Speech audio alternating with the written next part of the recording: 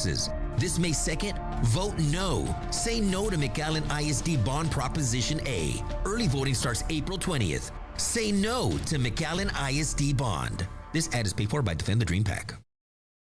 The McAllen School District wants $335 million of new debt. Don't let a mistake raise your property taxes. This May 2nd, vote no. Say no to McAllen ISD Bond Proposition A. Early voting starts April 20th. Say no to McAllen ISD Bond. This ad is paid for by Defend the Dream PAC.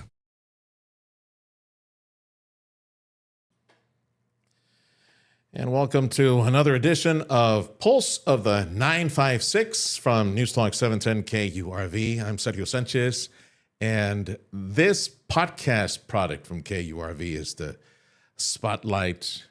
Of late, it's been like a lot of candidates or community events or community issues, and we have one of those big community issues. It's a bond election from McAllen ISD, a bond election from Sharyland ISD. And as you can imagine, you who listen to KURV or you watch KURV videos from time to time, yeah, you know everybody's digging in their heels for and against. And I tell you what, this is I'll call this the inaugural conversation on the battle for the bonds in McAllen and Sharyland. And we start with a dear friend of mine. I've known him for many years. He's a local conservative activist and has been working behind the scenes in so many different campaigns and advocacy groups through the years. And I know him to be a conservative. So when Defend the Dream PAC, which is a local collection of business folks that are standing to communicate, inform the public, McAllen specifically, and Sharyland, since they got one too, about the bond. Yes, this conversation is against the bond issues in McAllen and in Sharyland. Tell folks a little bit about yourself. Now, I know you, Georgie, but you tell folks about yourself, your families, your friends, where they are. Just a little bit what you're willing to share, because you're here on behalf of Defend the Dream PAC, but as a conservative and concerned citizen in the area. So, absolutely. For those that don't know me, my name is Jorge. Everyone calls me Jorge Martinez. Here in Mission, Texas, and we've been here for many, many years with my family. Lots of friends and family in McAllen and Sharyland area as well, and western part of the valley. So we have 3 boys ourselves, and my wife and I been married going on 15 years. So it's we love the valley. The valley's home, and we love raising our kids here. How old are the Huerquillos, your kids? My oldest will be 10, Lord willing, here in August. The middle child just turned 7 last weekend. And then the baby will turn, Jetson, the baby will turn 3 in May. Yeah, there we go. So you don't get much sleep then. 10, 7, yeah, we're in the thick of it right now. But you got family locally, right? Yes, mom is here. Lots of aunts, uncles, cousins. Yeah. Okay. Yeah, our family comes from Nuevo León. Okay. So, yeah, that's where we're from, Los Ramones, Nuevo León. All right. So that's why on the issue of spending money, eres bien codo, right? Right? That's what it is, right? Ahorrativo. We like to save money. All right, man. So you and again, George volunteered to speak on behalf of the folks over at Defend the Dream PAC. And I guess we could roll the clock back, because I know folks who have been paying attention through the years, I think the last time that, for example, in McAllen, there was a school bond issue was over a decade ago, if I'm correct. And it was about the same amount, más o menos, I think, right? Yeah. Yeah, it was 2015, and it got slaughtered against it, 70-30. So we'll see what happens this time, because last time they weren't so organized, those in favor. There seems to be more organization this time around.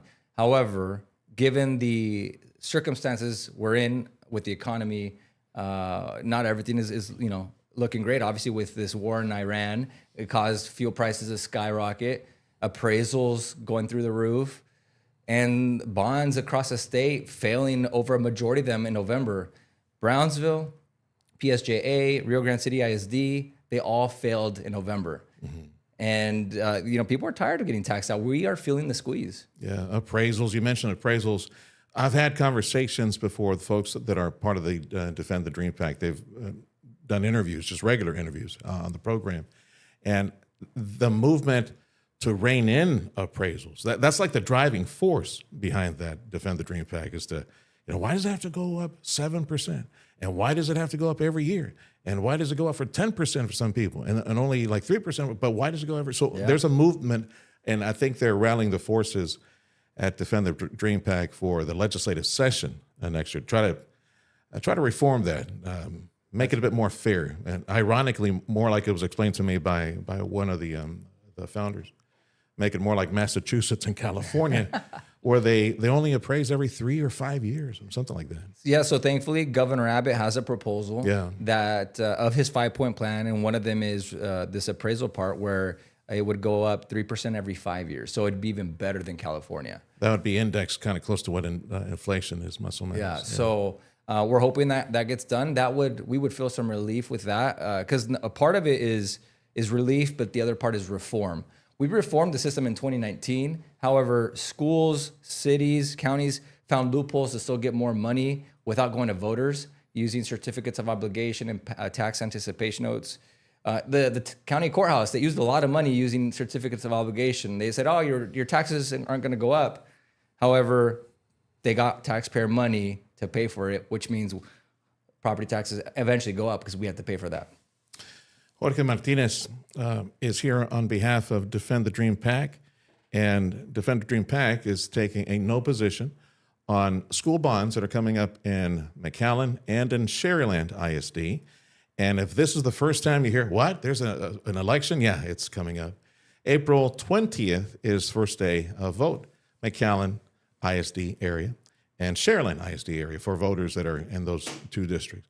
And each district, and George will define, best he can, the two issues that are on the ballot. Like in April 20th through the 27th, I believe. 28th is the early vote. And then Saturday, May 2nd, is the election. And taxpayers at McAllen ISD and Sharyland ISD are being asked to say yes or no to that new funding, the new debt that the district leaders wish to attain for a long list of projects. So what else? Let's start with McAllen, because this might be, I know, somebody accidentally bumps into this online video, says, what? There's an election coming on? And despite election fatigue, they're being called back to make a decision, up or down, specifically. So yeah, McAllen has got a proposed bond of $335 million, but I'd actually like to take it back a little bit more. Okay. If you were to go to the Texas Bond Review Board website, it's a public website that shows and lists all the debts that all our public entities have. So cities, schools, counties, the state, colleges. You will see for McAllen right now, the current debt they owe, this is the school district, is $75 million. Mm-hmm. Comparatively to other school districts, it's not bad. It's $3,700 per student. However, if this bond passes, that is gonna jump up to $410 million in debt, and that's $20,500 per student. So that's the big thing, and that's all public record. What they aren't telling you here is you hear some of the proponents saying, this isn't gonna increase your taxes, the tax rate's gonna stay the same. They're being deceptive. They're half right and half wrong. If you look at what some of the posts that they have made, they say that this will keep the current rate on the INS, interest and sinking fund, if it passes. However, the school district in McAllen passed a bond in 2005. They're almost done paying that off. So if this bond fails, this current one, McAllen residents will see a decrease of 13 cents for every $100 valuation on their house, because that 2005 bond is going to be done. So, yes? So the debt service of whatever's allocated to pay for the debt, as soon as the current debt is paid off, is that automatic? The savings are given back in the form of a rate reduction?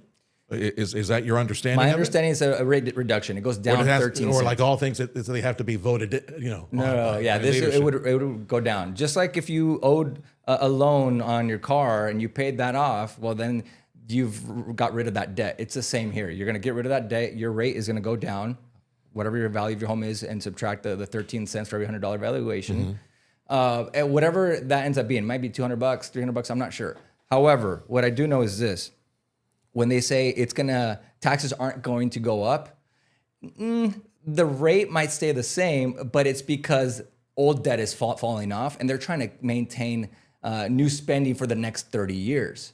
But if you let this bond fail, you will see a tax decrease, meaning there's more relief there for you. So at that point, it would definitely, you would feel that tax increase because you're going to feel the difference of like, wait, I got relief and now you're adding this debt. So what the school district and those in favor of it are saying is this will maintain everything the same. And yes, they're right, but it is a continued tax increase. And you will see that when you go vote for it, saying this is a tax increase.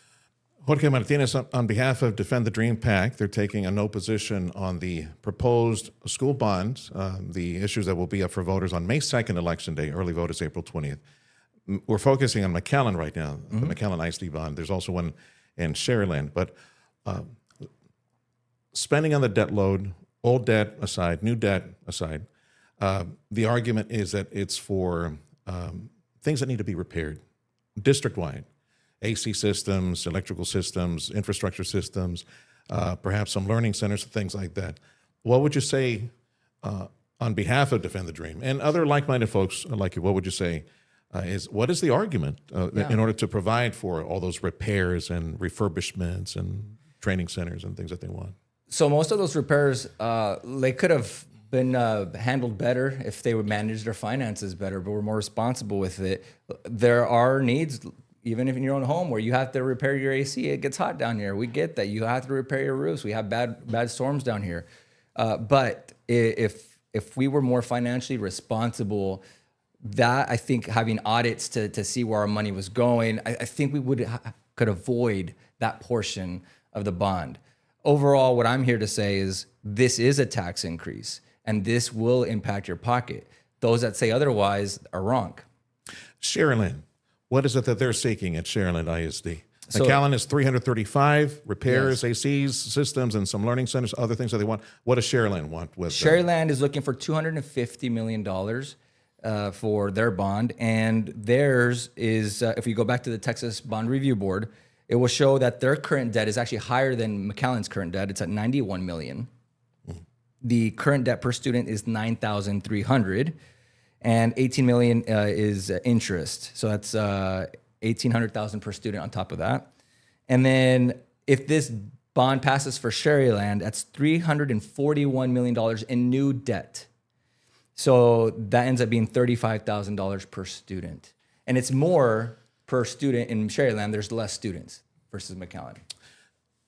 You and I talked a bit about this because just briefly, I don't recall when the Sharyland vote was some years back, but the margin of defeat for that one was much closer than the one in McAllen. Yeah, that is correct.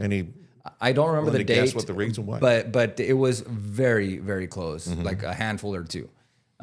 So reality, Sharyland is a sought after school district. It is highly regarded, and it's known as that.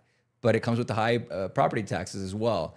You look at homes in the area, you're paying $8,000 in property taxes. That's normal. Then if you go further south in the Cimarron area, you're paying $12,000 or more in property taxes. So I actually want to focus on this right now because of things outside of our control. We are paying more in fuel prices, which means we're going to pay the same, if not more, in grocery prices because truckers bring the food here. We're feeling that pinch. This is an opportunity for us to feel relief overall. And it's very important to know that is our local governments control our property taxes, not the state. The state has given us relief. Actually, Governor Abbott, through his leadership, has given us over $50 billion with the B dollars in relief, and it's all gone because local governments like to take a piece of the pie before it gets to us. There's a certain degree, you following politics and you being a creature of politics, yeah. You have to admit there's a certain voter fatigue right now. I mean, the primary just in the rearview mirror, and they were duking it out on both sides. They were duking it out pretty. So there's a certain degree of fatigue. Seems to me that there might be a challenge here in getting people either on either side to show up for that May 2nd election. You are right. And the interesting thing is that this election, May 2nd, is on a Saturday. Most elections are on Tuesday. The argument may be said, well, we can get more people to show up on a Saturday. Maybe either way, it is going to come close on either side. People are tired, and then it's going to get worse for those that are in runoffs because that election's later on. So there's gonna be 3 elections in the matter of 2 or 3 months, and so it's going to be a battle to get everybody that you can to go out there and vote. Jorge Martinez here on behalf of Defend the Dream PAC, and they are working on changing appraisals and property tax, so the structure of that for the legislative session next year. But at the moment, they're focused at Defend the Dream. They're focused on the McAllen and the Sharyland ISD bond issues that are coming up on May 5th. Jorge Martinez has volunteered to speak on behalf of the Defend the Dream PAC, and I know that you got plenty of family in both markets.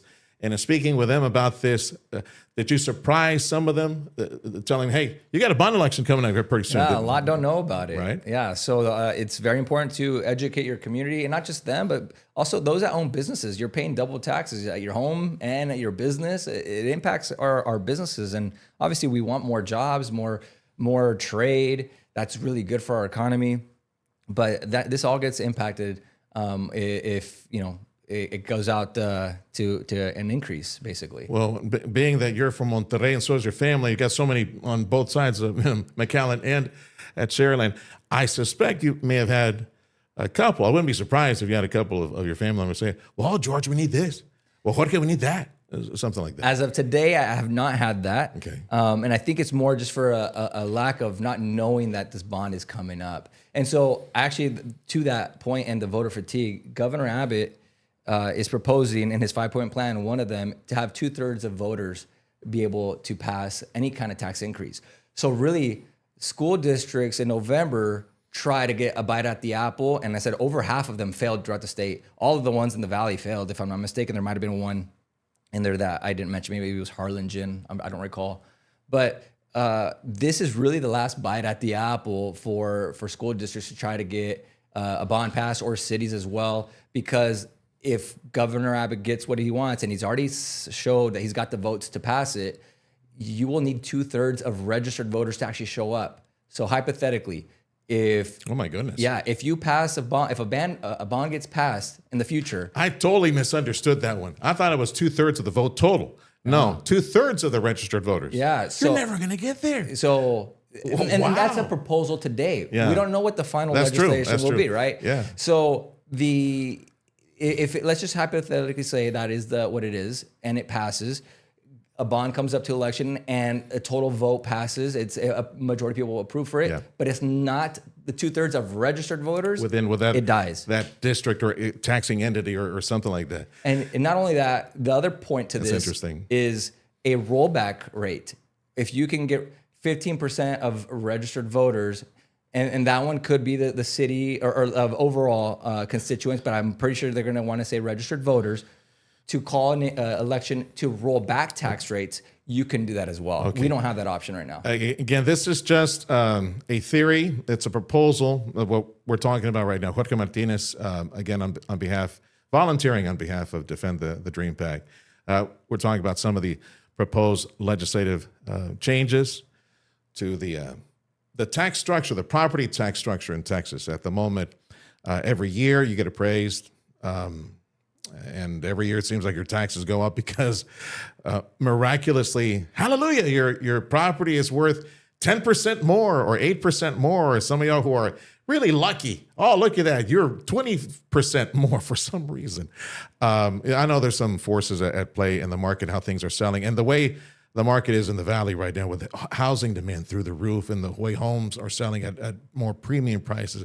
Yeah, you can see how valuations will skyrocket over the next couple of years with the expanding economy of the Rio Grande Valley. So the legislature will take that up next year, and Defend the Dream PAC is trying to provide information and provide, like, piggyback on the governor's proposals and provide other proposals so that the legislative session next year takes care of this. At the moment, the issue of the McAllen ISD and Sharyland ISD bond issues, those are on the ballot for May 2nd, Saturday, May 2nd. Early vote is April 20th. And if you think you're sick of political signs littering the main arteries in the area, you wait, man. They're going to fill up all over the place, and it's going to be mostly this: a few seats for city council, maybe one seat in McAllen.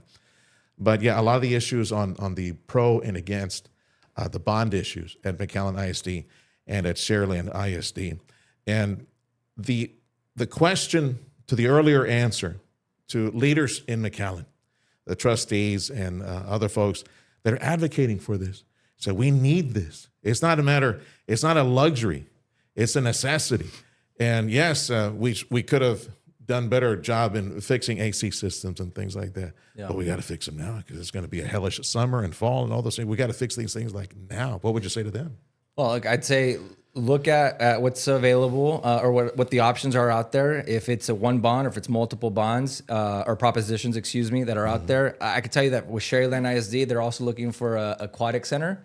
And right next door, they already have Banworth Park and there's a pool there that is a beautiful facility. Why do you need another one? Especially in a time when people are struggling right now to pay property tax. People are getting kicked out of their homes because they can't afford that. And yet you want to add another tax on top of this. And then for those in McAllen, your mariachi program is awesome. #1 in the country. Do we need to add more? I mean, that's a question for you all. But what I would say is this will be a tax increase. That's the main reason why I'm here, is for those that are saying it is not. It's a fallacy. It's wrong. It is. And the tax rate, you will see your taxes through the INS portion fall down because of the bonds that they're paying off from 2005. You're saying it will be a tax increase. Those who are in favor of this say they will do everything to make sure it is not a tax increase, but it will be a tax increase, again, going back to what you said at the beginning, because the per student, per pupil debt load would increase substantially, and that increases what has to be paid on the debt. Absolutely. On a yearly basis. And again, that's your argument of that. For McAllen, it's going to go to $20,500 per student. Right now, it's $3,700 per student. And the argument as well of the no tax increase, that can't be guaranteed. Anybody knows that when prices go up because of inflation, that's an invisible tax. This is a tax. It is what it is. People can argue saying, well, we have to put on the ballot that this is a tax increase because the state requires us to do it because they passed the law. That's because it is. And you can say it's not all you want. It is a tax increase. Is there anything else that is on the shopping list, either McAllen or Sharyland, that you want potential voters to know? Again, this is just for McAllen ISD and Sharyland ISD voters. You pay taxes to those two entities. That bond issue is coming up on May 2nd. Anything Absolutely, else? Yeah. I mean, McAllen's got cafeteria upgrades.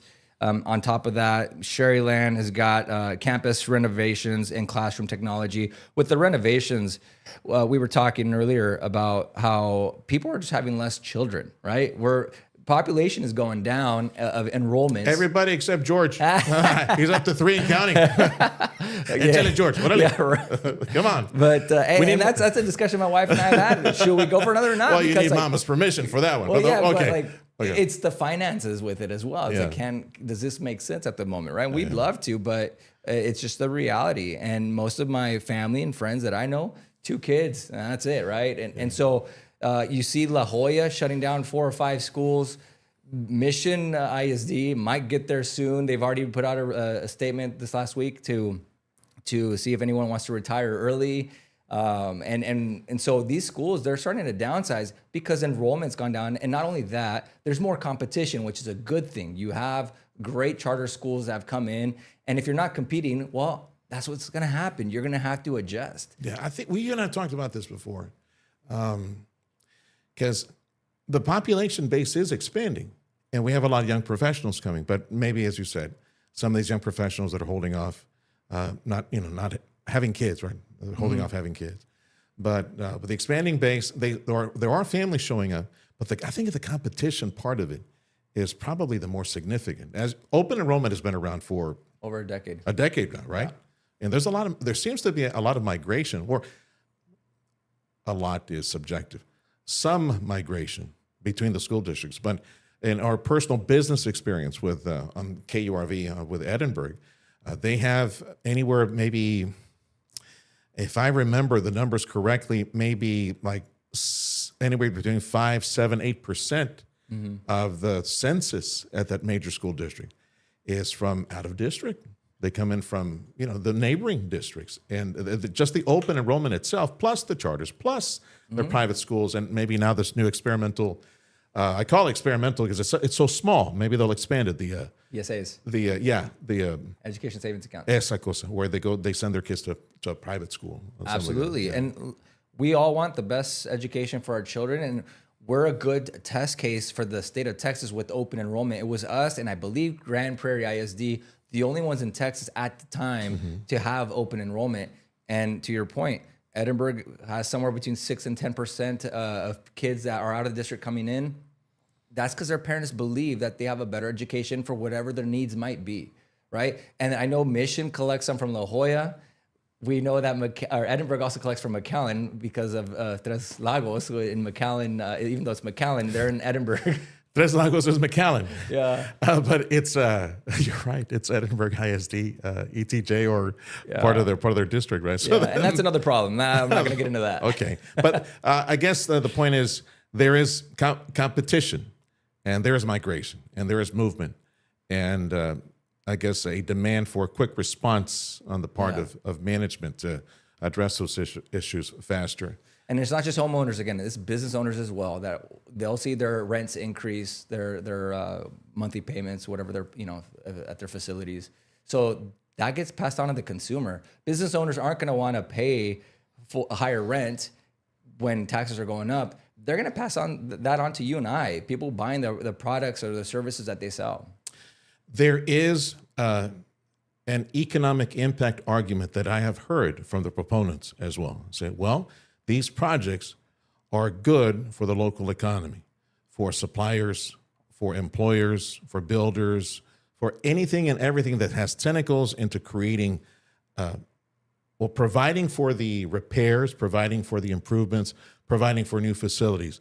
There's an economic impact argument that they make as well. For those that benefit, yes, like the ones that get the contracts, the ones that are paying a lot of money right now to get this to pass, those are the ones that you should look out to. But those that are the everyday mom and pop shops that are just trying to provide for their families, are they going to benefit from that? Like, are they going to be buying whatever product that they're looking for in that mom and pop shop? And maybe you're a mechanic and you need to go buy some tools somewhere, or you're a hairstylist and you're buying, the tools at downtown McAllen.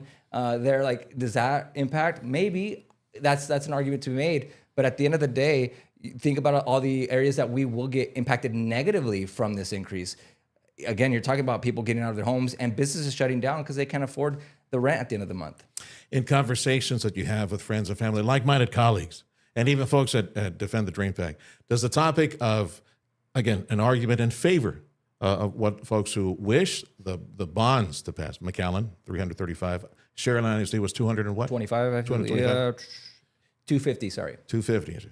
They want it to pass because, in part, one of the arguments also, nobody wants, I would argue, but they don't want McAllen kids or Sharon ISD kids or Valley kids to fall behind in not having the same opportunities in a dynamic economy that is expanding so quickly when it comes to high tech and new industry coming to the area.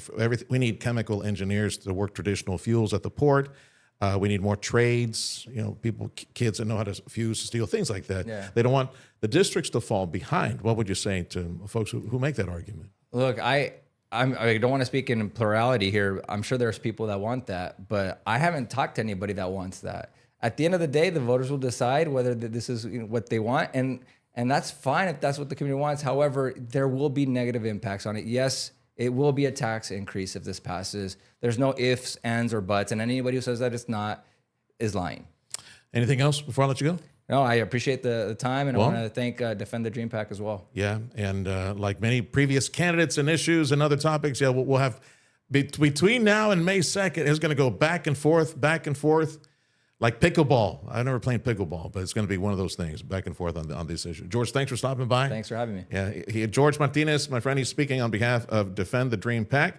Again, the McAllen and the Sharyland ISD school bond issues. It's $335 million, McAllen ISD, and for Sharyland ISD is $250 million.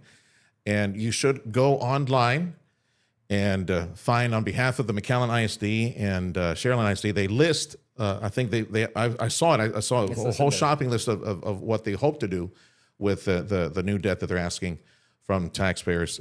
On May 2nd is the election day, Saturday, May 2nd. Early vote is on April 20th through the 28th is early vote, I believe. Yes. So again, thank you, George, for stopping by. And this is just the beginning of a very spirited conversation that will take place over the next 5 to 7 weeks. So on behalf of Newstalk 710 KURV, I'm Sergio Sanchez. This has been another edition of Pulse of the 956. The McAllen School District wants $335 million of new debt. Don't let a mistake raise your property taxes. This May 2nd, vote no. Say no to McAllen ISD Bond Proposition A. Early voting starts April 20th. Say no to McAllen ISD Bond. This ad is paid for by Defend The Dream PAC. The McAllen School District wants $335 million of new debt. Don't let a mistake raise your property taxes. This May 2nd, vote no. Say no to McAllen ISD Bond Proposition A. Early voting starts April 20th. Say no to McAllen ISD Bond. This ad is paid for by Defend The Dream PAC. The McAllen School District wants $335